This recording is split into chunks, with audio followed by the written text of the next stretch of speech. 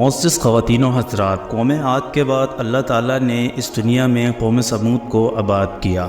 ان لوگوں کو اللہ تعالیٰ نے لمبی عمریں عطا کی۔ یہ لوگ پہاڑوں میں بڑی مہارت اور کاریگری سے تراش کر گھر بناتے تھے۔ رب تعالیٰ نے ان کو خوشحال بنایا اور ان کو ہر طریقے کی مالی وسعت عطا کی۔ جب ان لوگوں کو ہر طریقے کی مالی وسعت عطا ہوئی تو ان لوگوں نے رب تعالیٰ کی نافرمانی شروع کر دی۔ یہ لوگ پتھروں سے بت بنانے لگے اور ان کی پوجا کرنے لگے، ان بتوں کو اپنا خدا ماننے لگے۔ پھر ان لوگوں نے زمین پر فساد برپا کرنا شروع کر دیا۔ یوں پھر اللہ تعالیٰ نے ان لوگوں کی طرف حضرت صالح علیہ السلام کو بھیجا اور حضرت صالح علیہ السلام قوم سمود کی طرف نبی بن کر آئے۔ آپ علیہ السلام کا تعلق بھی قوم سمود سے ہی تھا، اور روایت میں آتا ہے کہ سمود ایک شخص کا نام تھا۔ حضرت صالح علیہ السلام اور حضرت ہود علیہ السلام کے درمیان 100 سال کا فاصلہ ہے، یعنی حضرت صالح علیہ السلام حضرت ہود علیہ السلام کے بعد اس دنیا میں 100 سال بعد تشریف لائے، اور اسی طرح قوم عاد اور قوم سمود میں بھی 100 سال کا فرق ہے۔ حضرت صالح علیہ السلام قوم سمود کے قبیلے کے اشراف یعنی سردار قبیلہ تھے۔ قوم سمود کے لوگ اللہ کی نافرمانی میں مشغول تھے۔ آپ علیہ السلام نے انہیں ڈرایا اور خبردار کیا، اے لوگو، اللہ کے عذاب سے ڈرو۔ جس طرح قوم عاد پر عذاب آیا اس طرح تم لوگوں پر بھی عذاب آئے گا۔ اس قوم کے کچھ بدبخت سرداروں نے حضرت صالح علیہ السلام سے کہا، اگر تم سچے ہو اور تم اللہ کے نبی ہو تو ہمیں کوئی نشانی دو، یا پھر ہمیں کوئی ایسا معجزہ دکھاؤ جس سے ہم مانیں کہ تم اللہ پاک کے نبی ہو۔ تو آپ علیہ السلام نے فرمایا، تم کون سی نشانی طلب کرتے ہو؟ تو ان لوگوں نے کہا کہ تم ہمارے ساتھ عید کے پروگراموں کے لیے شہر سے باہر ہمارے ساتھ چلو، ہم اپنے معبودوں سے یعنی ہم اپنے بتوں سے دعا کریں گے، اور تم اپنے معبود سے یعنی تم اپنے اللہ سے دعا کرنا۔ جس کی دعا قبول ہوگی دوسرا اس کی تابعداری کرے گا، یعنی اگر ہماری دعا قبول ہوئی تو تم ہماری پیروی کرنا، اور نعوذ باللہ تم ہمارے بتوں کی تابعداری کرنا، اور اگر تمہاری دعا قبول ہوئی تو ہم سب لوگ تمہاری تابعداری کریں گے اور تمہاری پیروی کریں گے، اور ہم سب ایمان لے آئیں گے۔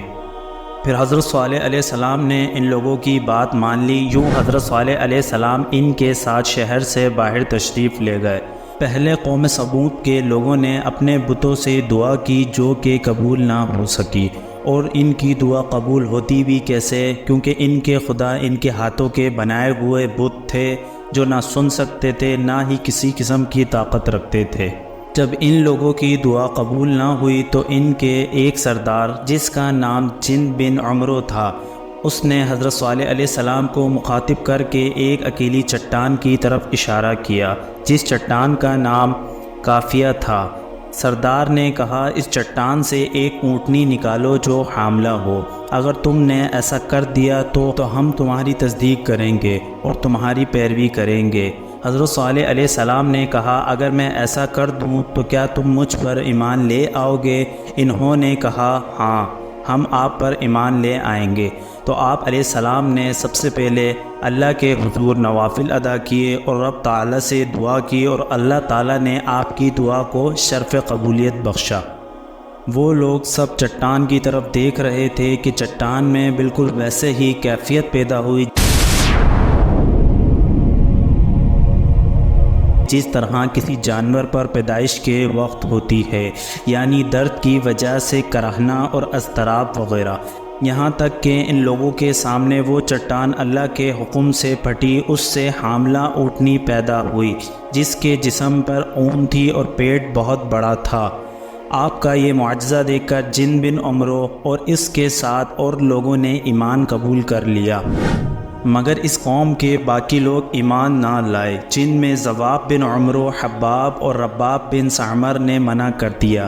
یہ 3 اشخاص میں سے 2 شخص بتوں پر مقرر تھے، یعنی بت خانہ کے ناظم تھے۔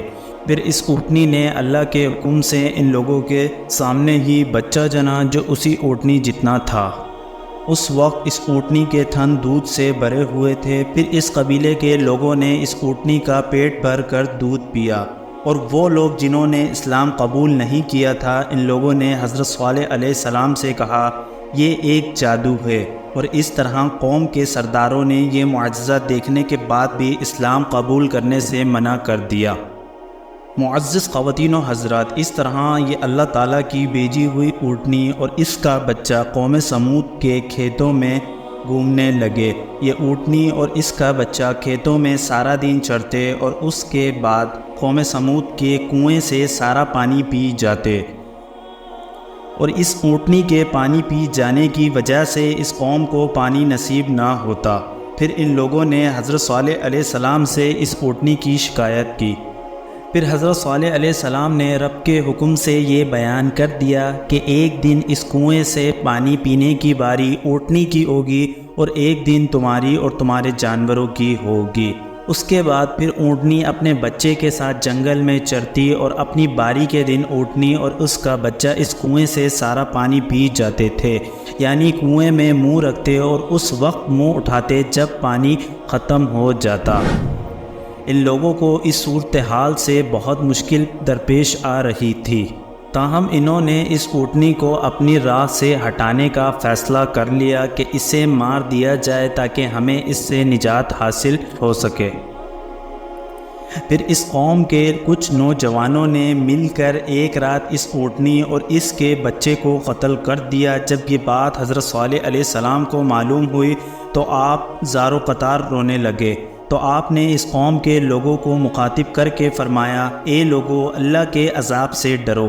یہ اونٹنی اللہ تعالیٰ کی طرف سے بھیجی گئی تھی اور تم لوگوں نے اس کو مار دیا۔ بے شک تم نے اللہ کے عذاب کو دعوت دی ہے، اب اللہ تعالیٰ کا عذاب تم پر آئے گا، اب تم اس عذاب کا انتظار کرو۔ اس اونٹنی کو ہلاک کرنے کے بعد یہ لوگ بجائے اس بات پر شرمندہ ہوتے اور معافی مانگتے، بلکہ ان لوگوں نے الٹا حضرت صالح علیہ السلام کو قتل کرنے کی منصوبہ بندی کرنا شروع کر دی۔ جس رات انہوں نے حضرت صالح علیہ السلام کے مکان پر شب خون مارنے کا پروگرام بنایا، اللہ تعالیٰ نے اس رات اپنے فرشتوں کو اپنے رسول کی حفاظت کے لیے زمین پر بھیج دیا۔ جب یہ اپنی بے لگام تلواروں کو لہراتے ہوئے حضرت صالح علیہ السلام پر حملہ کرنے کے لیے لپکے تو فرشتوں نے ان پر پتھراؤ شروع کر دیا۔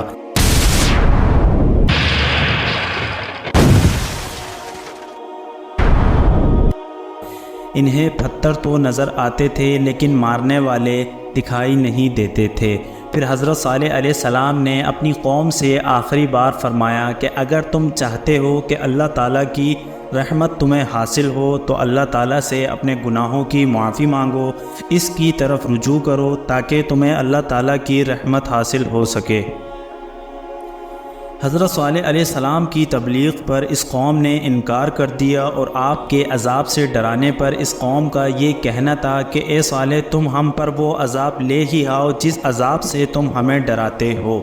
جب یہ قوم نہ مانی، پھر حضرت صالح علیہ السلام نے قوم سمود سے کہا، اب تمہارے پاس صرف 3 دن ہے، تمہیں اپنے گھر میں جتنا رہنا ہے رہ لو اور جتنا نفع حاصل کرنا ہے کر لو، پھر تم پر اللہ تعالیٰ کی طرف سے عذاب آئے گا اور تم اس عذاب میں مبتلا ہو جاؤ گے۔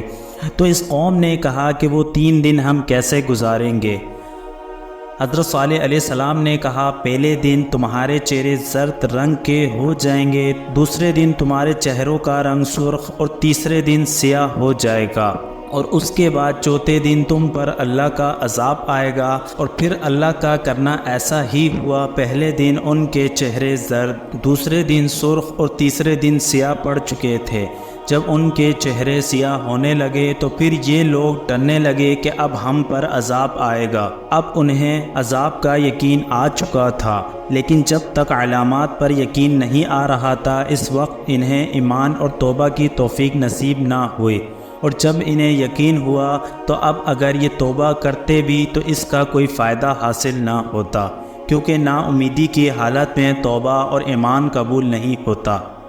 جب ان لوگوں کے چہرے سیاہ پڑ چکے تھے تو پھر چوتھے دن ان لوگوں کو غیب سے ایک ایسی آواز سنائی دی جس آواز کی وجہ سے ان لوگوں کے کان کے پردے پھٹ گئے اور ان کے دلوں کی دھڑکنیں بند ہو گئی، اور اس آواز کی شدت سے یہ لوگ جہاں کھڑے تھے وہیں پر منہ کے بل گر گئے۔ پھر اللہ تعالیٰ نے ایک ایسا زلزلہ زمین پر بھیجا جس زلزلے کی وجہ سے انہی کے بنائے ہوئے پہاڑوں کے گھر انہی کے اوپر گر پڑے، اور یوں اللہ پاک نے ان لوگوں کو پہاڑوں کے نیچے ہمیشہ ہمیشہ کے لیے غرق کر دیا۔ معزز خواتین و حضرات، یہ تھی ہماری آج کی ویڈیو۔ اگر آپ لوگوں کو یہ ویڈیو پسند آئی تو ہمارے وکی ٹی وی چینل کو سبسکرائب کریں، لائک کریں ہماری ویڈیو کو۔ ہم آپ سے ملتے ہیں نیکسٹ ویڈیو میں، جب تک دیں آپ ہمیں اجازت۔ اللہ حافظ۔